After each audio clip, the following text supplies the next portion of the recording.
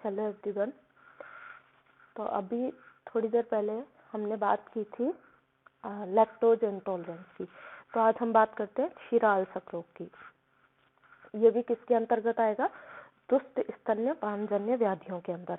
तो आपको पहले तो ये याद रखना है कि दुष्ट स्तन्यजन्य व्याधियां है कौन कौन सी। तो लैक्टोज इंटॉलरेंस हो गया, क्षीरा अल्सक हो गया, कुकुड़क हो गया, अहिपूतना हो गया। ये सारे के सारे किसके अंदर आएंगे? दुष्ट स्तन्य पानजन्य व्याधियों के अंदर आएंगे।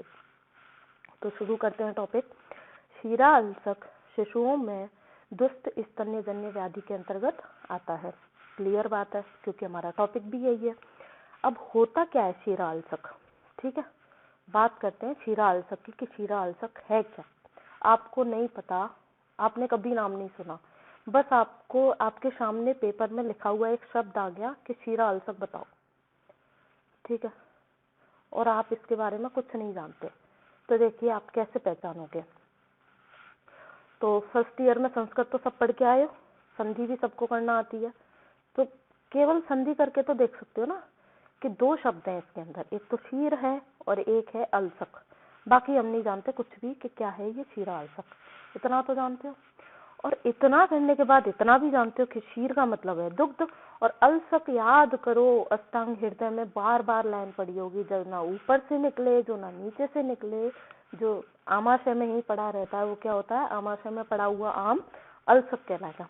इतना तो याद है, अष्टांग हृदय सबने पढ़ रखी है, तो केवल इतना याद है ना। अब आप पूरा क्षीरा अल्सक लिख दोगे। अब देखिए मैं बताती जाती हूँ और आपको समझ भी आएगा सब कुछ कि है क्या ये। तो देखो, क्षीरा अल्सक में केवल आपको अभी जो दो बात बोली है मैंने वो याद रखना है कि क्षीर और अल्सक, यानी कि कैसा। अब कोई अच्छा एकदम ताजा प्योर जो है दुग्ध का पान कर रहा है उसको थोड़ी अल्सक रोग हो सकता है, नहीं, दूषित होगा। जब क्या टॉपिक पढ़ रहे हैं? दुष्ट स्तन्य, यानी कि स्तन्य कैसा है? दूषित है, तो होगी गड़बड़ी, बाकी नहीं होगी। तो देखिए, त्रिदोष से दूषित। अब स्तन्य कैसे दूषित हुआ? चाहे वात से हो, पित्त से हो, कफ से हो, या तीनों दोषों से हो। तो त्रिदोष से दूषित स्तन्य दुष्टि से होने वाला रोग क्या होता है? क्षीरा अल्सक होता है।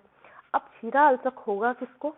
जो क्षीर पिएगा, बेसिक सी बात है। अब मैंने आपको तीन अवस्था बताई थी, एक होता है क्षीरप, एक होता है क्षीरान्नाद और एक होता है अन्नाद। तो इन तीनों में मैंने आपको क्या कौन कौन सा बताया था कि जो दुग्ध का पान करते हैं, पूरी तरीके से जो दुग्ध का पान करता है वो क्षीरप होता है, जो दूध भी पीता है, खाना भी खाता है, वो क्षीरान्नाद होता है, और जो केवल खाना खाता है वो अन्नाद होता है। तो बेसिक सी बात है कि जो क्षीर पान करेगा उसी को क्षीरा अल्सक होगा। तो बताओ, याद रखने की जरूरत पड़ी क्या? बिल्कुल भी नहीं। तो क्षीरप और क्षीरा अन्नाद अवस्था में क्या होगा? क्षीरा अल्सक रोग जो होगा वो शिशुओं को हो जाएगा। फिर उसके बाद है बात इसकी कि दुष्ट स्तन्यपान करने से जब दुग्ध आंत्र में एक स्थान पर पड़ा रहता है तो उसे क्षीरा अल्सक कहते हैं। अब आप बताओ, आपकी पिछली पढ़ाई काम आ रही है कि नहीं? क्या आपको अल्सक का मतलब पता है? अल्सक में क्या होगा कि एक ही जगह बेशर्मों की तरह पड़ा है, ना मैं ऊपर जाऊंगा ना मैं नीचे जाऊंगा, मैं तो यहीं रहूंगा, ऐसे करके एक ही जगह बेशर्मों की तरह पड़ा रहे, वो कौन होता है? अल्सक होता है। और हम बात किसकी कर रहे हैं? क्षीर की कर रहे हैं। तो दुग्ध आमाशय के अंदर एकदम बेशर्मों की तरह पड़ा है, वो कह रहा है ना तो मैं वमन के द्वारा मुंह से बाहर निकलूंगा, ना मैं अतिसार की तरफ जाऊंगा, ना ही मैं एब्जॉर्प्शन होने दूंगा, मैं कुछ नहीं होने दूंगा, बस मैं आमाशय में पड़ा रहूंगा। तो वो क्या हो जाएगा? क्षीरा अल्सक रोग। तो दुष्ट स्तन्यपान करने से जब दुग्ध आंत्र में एक स्थान पर पड़ा रहता है तो उसे क्षीरा अल्सक रोग कहते हैं। बताओ, आपको एक्स्ट्रा मेहनत करने की जरूरत है?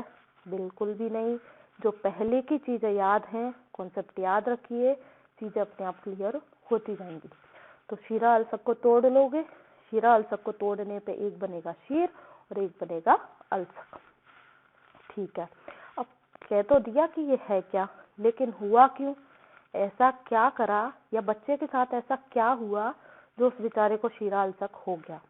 तो देखो क्या हुआ। अब एक चीज याद रखा करो, टॉपिक पीडिया में टॉपिक याद रखना है आपको कि ये डिजीज इस टॉपिक की है।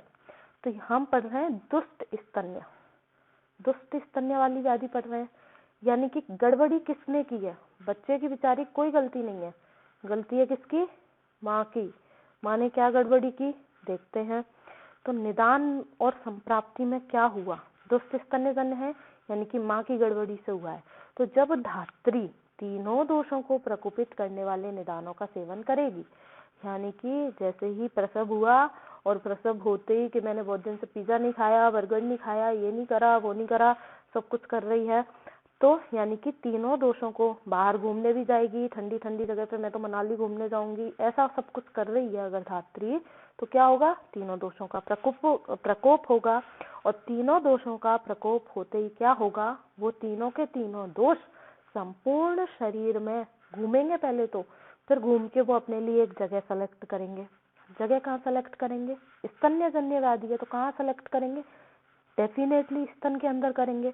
तो त्रिदोष का संपूर्ण शरीर में परिभ्रमण कर वक्ष प्रदेश में स्थान संचय, वक्ष प्रदेश बोले या स्तन बोले एक ही बात है, क्योंकि यहाँ धात्री के अंदर वक्ष प्रदेश का मतलब आपको स्तन ही समझना है। तो हुआ क्या, उसने तीनों दोषों को प्रकोपित करने वाले निदानों का सेवन तो कर लिया, वो निदानों ने अपना स्थान संचय भी कर लिया, चौथी स्टेज में आ गए, षट क्रिया काल की चौथी स्टेज आ गई, स्थान संचय हो गया वक्ष प्रदेश में।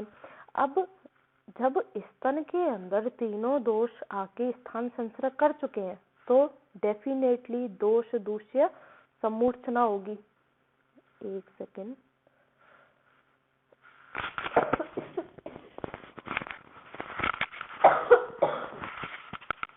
तो क्या हुआ, दोष दूष्य सम्मूर्छना होगी।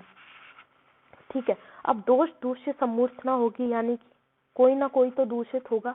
अब कोई ना कोई कौन दूषित होता है, दूष्य ही दूषित होगा, यानी कि स्तन में क्या हुआ, दूषित हो गया, यानी कि दुग्ध की दुष्टि हो गई।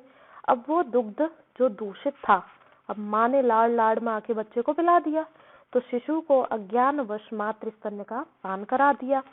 अब वो दूषित स्तन्य पेट में जाके बच्चे ने तो पी लिया, और बच्चे के पेट में जाके वो पड़ा रहेगा, ना तो उसका डाइजेशन होगा, ना एब्जॉर्प्शन होगा, ना वॉमिटिंग होगी, ना कुछ होगा, ऐसा ही वो पड़ा रहेगा। और पड़ा रहेगा तो क्या होगा, आम दोष की उत्पत्ति होगी और क्षीराल्सक रोग उत्पन्न हो जाएगा। क्लियर बात है। फिर उसके बाद हम इसकी बात करते हैं लक्षण की। तो देखिए, जो जो लक्षण आपने अल्सक के अंदर पढ़े थे ना, सारे के सारे यही चेप देने हैं, क्योंकि उसके अंदर त्रिदोष दूषित है, तो जो भी लक्षण आप लिखोगे सब चलेगा, लेकिन होने वो जीआईटी से रिलेटेड ही होने चाहिए। अब आप कहीं कान पैर सर का लिखोगे तो नहीं चलेगा, जीआईटी से रिलेटेड जो भी सिम्टम होंगे जो त्रिदोष से दूषित होने पर उत्पन्न होते हैं, वो सारे के सारे लक्षण आएंगे क्षीराल्सक के अंदर।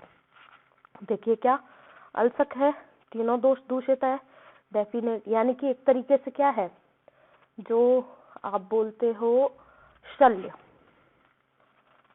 जो बाधा पहुंचाता है वो शल्य होता है, ये बात आप जानते हो।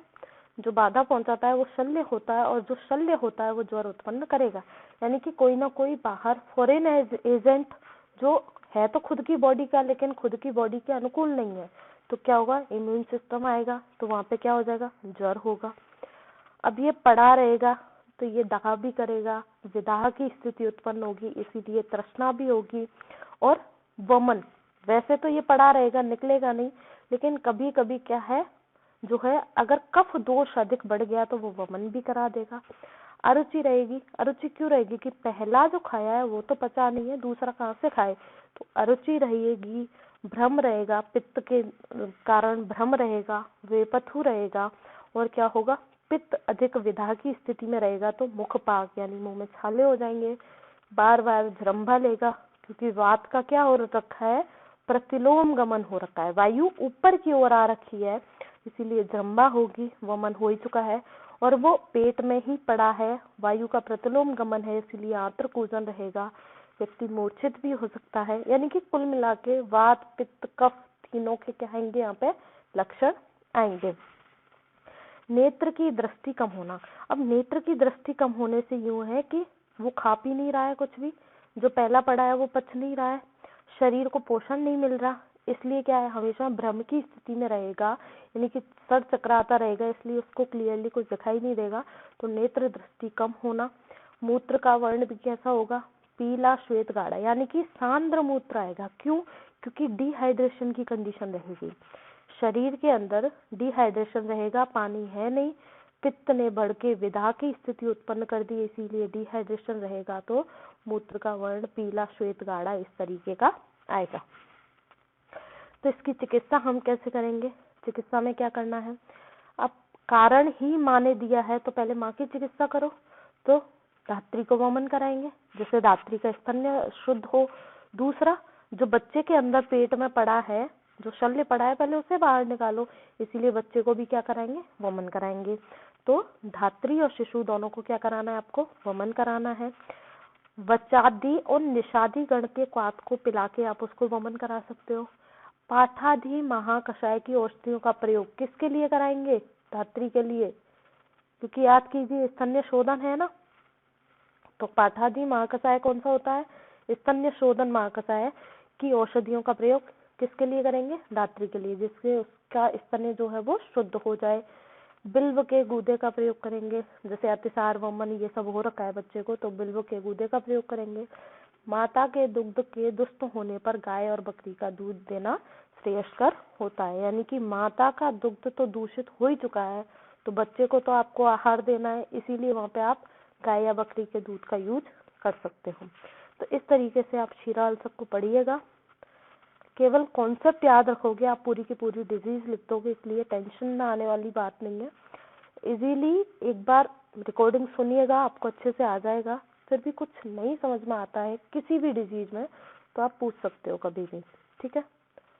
नेक्स्ट डिजीज पढ़ेंगे हम कुकुड़क अगली वीडियो में।